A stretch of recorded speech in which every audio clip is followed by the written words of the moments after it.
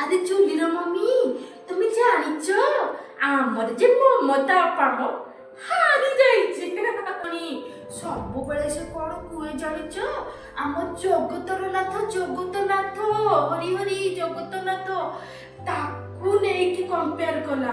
କହିଲା ମୁଁ ଗୋଟେ ଅଲଗା ମନ୍ଦିରଟେ କରିବି, ସେଠି ଜଗାକୁ ରଖିବି। କେତେ କଣ ମୁଁ କରିଥିଲା, ହାରି ଯାଇଛି।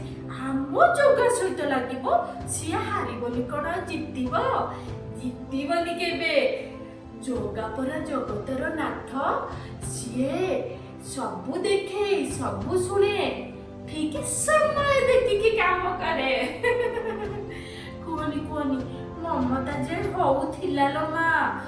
ସବୁବେଳେ ତ ଖାଲି କହିଲା ନା ମୁଁ ଏଟା କରିଛି ସେଟା କରିଛି, ସେ ପୁରୀ କେହି ଯାଉନି, ଜଗାକୁ କେହି ଦେଖ, କେତେ କଣ ବାବା କହି ଚାଲେ। ସେଠି ମିଛର ଠାକୁର। କୁହନି ସବୁବେଳେ କୁହେ ଅଲଗା ଗୋଟେ ମନ୍ଦିର କରିଥିଲା, ସେଠିକି ତ କେହି ସେଠି ଯାଆନ୍ତିନି। ମୋ ପୁଅ ବୋଉ ଯେତେବେଳେ ଯାଆନ୍ତି ପୁରୀ ମତେ ବି ନେଇଯାଆନ୍ତି।